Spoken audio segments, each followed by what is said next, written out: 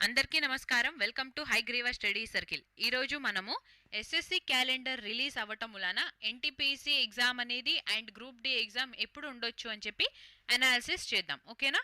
So first ఈ వీడియోలో మనం ఈరోజు కవర్ చేయబోయే టాపిక్స్ వచ్చేసి ఎన్టీపీసీ పరీక్ష ఎప్పుడు ఉంటుంది, గ్రూప్ డి ఎగ్జామ్ ఎప్పుడు అండ్ ఎలా ప్రిపేర్ అవ్వాలి. ఈ 3 టాపిక్స్ మనం ఈరోజు డిస్కస్ చేయబోతున్నాం. సో ఫస్ట్ టాపిక్కి వెళ్తే ఎన్టీపీసీ పరీక్ష ఎప్పుడు ఉంటుంది. ఓకేనా? సో ఎన్టీపీసీ ఎగ్జామ్ అనేది మనకి జూన్ అండ్ జూలైలోనే జరిగే ఛాన్సెస్ ఎందుకు ఎక్కువ ఉంది అని అంటే, ఎస్ఎస్సి క్యాలెండర్ని చూసుకున్నట్లయితే ఫస్ట్ డిపార్ట్మెంటల్ ఎగ్జామ్స్ ఉన్నాయి. ఈ డిపార్ట్మెంటల్ ఎగ్జామ్స్ 3 కూడా జూన్లోనే జరుగుతున్నాయి. సో ఇక్కడ డిపార్ట్మెంటల్ ఎగ్జామ్స్ కోసం అప్లికేషన్స్ అనేవి చాలా తక్కువ ఉంటాయి. అరౌండ్ మనము ఒక 1000 అని చెప్పి తీసుకోవచ్చు. సో ఈ ఎగ్జామ్స్ కండక్ట్ చేయడానికి ఎస్ఎస్సి చాలా ఈజీగా కండక్ట్ చేసేసింది. ఓకేనా? సో అందుకని మనం ఇక్కడ జూన్ పీరియడ్ మొత్తం బ్లాంక్గా ఉంది అని చెప్పి తీసుకోవచ్చు. నెక్స్ట్ జూలైలో వచ్చేసరికి ఫేజ్ 13 అనేది మనకి జూలై 24th నుంచి స్టార్ట్ అవుతుంది. So July 24th before time period అంతా కూడా మనకి ఖాళీగానే ఉంది కదా. సో ఈ టైంలో ఎన్టీపీసీ అనేది graduate level or 12th level ఎగ్జామ్స్ని కండక్ట్ చేసే ఛాన్స్ అనేది చాలా చాలా ఎక్కువ ఉంది. బికాజ్ ఇక్కడ ఎన్టీపీసీకి అప్లికేషన్ ఫామ్స్ అనేవి 1 crore పైన వచ్చినాయి. సో ఇంతమంది స్టూడెంట్స్కి ఎగ్జామ్స్ కండక్ట్ చేయాలి కాబట్టి ఈ పీరియడ్ ఎంటీగా ఉంది. సో ఇక్కడ మనకి ఎన్టీపీసీ అనేది ఎగ్జామ్ కండక్ట్ చేయడానికి ఛాన్సెస్ చాలా ఎక్కువ ఉంది. సో నెక్స్ట్ చూసినట్లయితే మనము జూలై 24th నుంచి 4th ఆగస్ట్ దాకా ఫేజ్ 13 జరుగుతుంది ఎస్ఎస్సి. నెక్స్ట్ 6th ఆగస్ట్ నుంచి 11th ఆగస్ట్ దాకా steno grade C and grade 3. Next 12th August, 13th నుంచి 30th August, 1st September to 6th September, మళ్ళీ 8th September to 18th September. So అలా చూసుకున్నట్లయితే మనము వరుసగా ఎస్ఎస్సి ఎగ్జామ్స్ అనేవి కంటిన్యూ అవుతూనే ఉన్నాయి. 20th సెప్టెంబర్ నుంచి 24th, 27th నుంచి 31, ఇక్కడ దాకా మనకి 31 ఆగస్ట్ దాకా పర్టికులర్ డేట్తో సహా చెప్పారు. ఈ పీరియడ్ మొత్తం మనకి ఎస్ఎస్సిఏ ఎగ్జామ్స్ అనేవి కండక్ట్ చేస్తూ వస్తుంది. ఓకేనా? సో ఇక్కడ సిజిఎల్, సిహెచ్ఎస్ఎల్, ఎంటీఎస్, స్టెనో కానీ ఈ టైప్ ఆఫ్ ఎగ్జామ్స్కి అప్లికేషన్స్ కూడా మనకి చాలా ఎక్కువ వస్తాయి. ప్రీవియస్ ఎగ్జామ్స్ చూసినట్లయితే SSC 1 month along, CGL exam అయితే 1 month, సో సిహెచ్ఎస్ఎల్ అంటే 1 month, సో అలా కండక్ట్ చేస్తూ వస్తుంది. బట్ ఇక్కడ ఎస్ఎస్సి ఓన్లీ 13th, చూడండి సిజిఎల్ ఎగ్జామ్ మనకి 13th ఆగస్ట్ నుంచి 30th ఆగస్ట్ అంటున్నారు. సో అప్రాక్సిమేట్గా ఒక 15 or 20 డేస్లోనే సిజిఎల్ ఎగ్జామ్ కూడా కండక్ట్ చేసేస్తుంది. అంటే ఇక్కడ వరుసగా మనకి 1 డేలో 3 shifts కూడా ఎంటీ అనేది ఉండదు. సో మొత్తం 3 shifts ఎస్ఎస్సిని కండక్ట్ చేస్తుంది కాబట్టి ఇక్కడ ఇంకా రైల్వేకి కండక్ట్ చేసే ఛాన్సెసే లేదు. సో అందుకని మనము జూలై 24th నుంచి 31st అక్టోబర్ దాకా రైల్వే ఎగ్జామ్స్ని ఎక్స్పెక్ట్ చేయలేమన్నమాట. సో నెక్స్ట్ చూసినట్లయితే ఇక్కడ Delhi police November to December అని చెప్పన్నారు. బట్ స్పెసిఫిక్గా మనకి ఇక్కడ డేట్ అనేది చెప్పలేదు. సో ఈ టైం పీరియడ్లో November to December group D exams conduct చేసే ఛాన్సెస్ ఉన్నాయి అని చెప్పి మనం ఇక్కడ అనుకోవచ్చు అనమాట. సో ఎస్ఎస్సి క్యాలెండర్ రిలీజ్ అవ్వటం మూలాన మనము NTPC exam dates and group D exam dates ఎప్పుడు ఉంటాయి అని చెప్పి అనాలిసిస్ చేసాం. సో ఇప్పుడు ఈ ఎగ్జామ్స్కి ఎలా ప్రిపేర్ అవ్వాలి అనేది చూద్దాం. ఓకేనా? ఎగ్జామ్కి ఎలా ప్రిపేర్ అవ్వాలి. First concept understanding. సో ఇక్కడ ఫస్ట్ మ్యాథ్స్ అయినా, సైన్స్ అయినా, రీజనింగ్ అయినా కాన్సెప్ట్ అనేది వెరీ వెరీ ఇంపార్టెంట్. సో ఇప్పుడు మనం ఒక షార్ట్ ట్రిక్ని ఫామ్ చేస్తున్నా కానీ అది కూడా కాన్సెప్ట్ నుంచి వచ్చిందే ట్రిక్ అయ్యిద్ది అనమాట. సో అందుకని కాన్సెప్ట్ని ఎంత బాగా అండర్స్టాండ్ చేస్తే మనకు క్వశ్చన్ ఎలా తిప్పి అడిగినా కానీ మనం ఈజీగా సాల్వ్ చేయొచ్చు. ఓకేనా?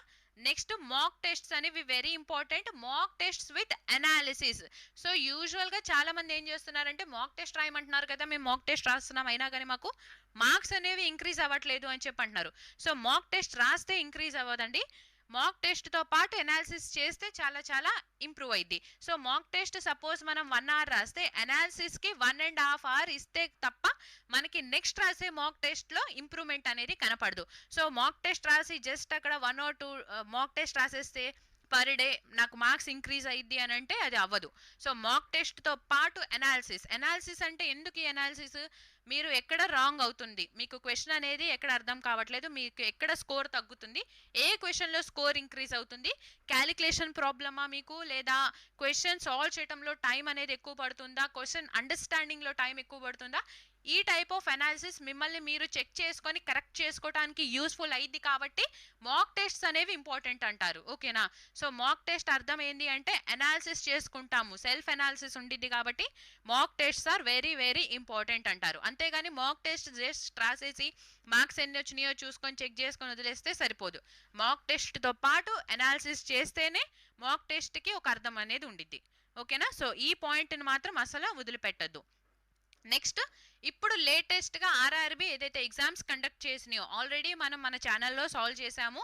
ఏఎల్పి సాల్వ్ చేసాము, ఎస్ఐ సాల్వ్ చేసాము, ఎస్ఐ విత్ రీజనింగ్ కూడా సాల్వ్ చేసింది. And grade 1 exams and grade 3 కూడా డిఫరెంట్ ఛానల్స్ వాళ్ళు చేస్తున్నారు. సో ఈ టైప్ ఆఫ్ ఎగ్జామ్స్ అన్నిటినీ మీరు వదిలిపెట్టకుండా అసలు ఎలాంటి క్వశ్చన్స్ అడుగుతున్నారు, బికాస్ ఇక్కడ మనకి ఏమవుతుందంటే ఇయర్ ప్యాటర్న్ చూసినట్లయితే ఏఎల్పిలో వచ్చిన క్వశ్చన్స్ ఎస్ఐలో కూడా రిపీట్ అయినాయి, ఎస్ఐలో వచ్చిన క్వశ్చన్స్ గ్రేడ్ 1 గ్రేడ్ 3లో కూడా రిపీట్ అవుతూ వస్తున్నాయి. సో అందుకని మీకు రేపు జరిగే ఎన్టీపీసీ ఎగ్జామ్స్లో ఈ టైప్ ఆఫ్ ఈ లేటెస్ట్గా జరిగిన ఎగ్జామ్స్ నుంచి వచ్చే ఛాన్సెస్ ఎక్కువ ఉంది కాబట్టి ఈ క్వశ్చన్స్ని ఈ ఎగ్జామ్స్ని మాత్రం అసలు మీరు వదిలిపెట్టకుండా మొత్తం ఒకసారి చూడండి. అండ్ ఆల్రెడీ మనకి మొన్న జరిగిన కానిస్టేబుల్ ఎగ్జామ్స్ ఉన్నాయి, అండ్ ఆ కానిస్టేబుల్ పీడిఎఫ్ పేపర్ని కూడా టెలిగ్రామ్లో షేర్ చేశాను, ఒకసారి చెక్ చేయండి. ఓకేనా? సాల్వ్ చేయండి. లేటెస్ట్గా జరుగుతున్న ఆర్ఆర్బి ఎగ్జామ్స్ని మాత్రం అసలు వదిలిపెట్టకుండా ఈచ్ అండ్ ఎవ్రీ క్వశ్చన్ని ఒకసారి ట్రై చేయండి. ఓకేనా? సో ఆ క్వశ్చన్లో ఎక్కడైనా మీకు కొంచెం ట్రికీగా ఉన్నా లేదా అర్థం కాకపోయినా కానీ ఆ క్వశ్చన్ని ట్రై చేయండి, సాల్వ్ చేయండి. అర్థం కాకపోతే నన్ను అడగండి, నేను చెప్తాను. Okay, next. So group D కోసం వచ్చేసి మనం 30 సెట్స్ ఏమో యూట్యూబ్లో సాల్వ్ చేసేసాము, అండ్ రిమైనింగ్ 69 సెట్స్ ఏమో యాప్లో సాల్వ్ చేస్తున్నాము. సో ఇంట్రెస్టెడ్ పీపుల్ మీరు ప్లే స్టోర్కి వెళ్ళి యాప్ని డౌన్లోడ్ చేసుకోండి. ఓకేనా? అండ్ నా రేపు జరుగుతున్న ఎన్టీపీసీ ఎగ్జామ్స్కి జూన్ అండ్ జూలైలోనే ఉంది కాబట్టి ఇక్కడ రివిజన్ అనేది చాలా చాలా ఇంపార్టెంట్, అండ్ మాక్ టెస్ట్స్ అనేవి చాలా ఇంపార్టెంట్ అనమాట. So revision and mock test ఈ రెండే ఇంపార్టెంట్. మళ్ళీ ఇప్పుడు న్యూగా కొత్తవి నేర్చుకోకుండా ఇప్పటిదాకా నేర్చుకున్నవి రివైజ్ చేసుకోండి, అండ్ మాక్ టెస్ట్స్ మీద టైం అనేది ఎక్కువ స్పెండ్ చేయండి. So physical health and mental health రెండు అనేవి చాలా చాలా ఇంపార్టెంట్. 6 to 7 hours స్లీప్ మాత్రం స్కిప్ చేయకుండా రిమైనింగ్ అవర్స్లో డబల్ ఎనర్జీతో వర్క్ చేయండి. ఈ ఎన్టీపీసీ ఎగ్జామ్ రిజల్ట్ లిస్ట్లో మీ నేమ్ అనేది ఖచ్చితంగా ఉండాలి అని చెప్పి నేను కోరుకుంటున్నాను. Thank you for watching. All the very best for your exam preparations. Okay, thank you.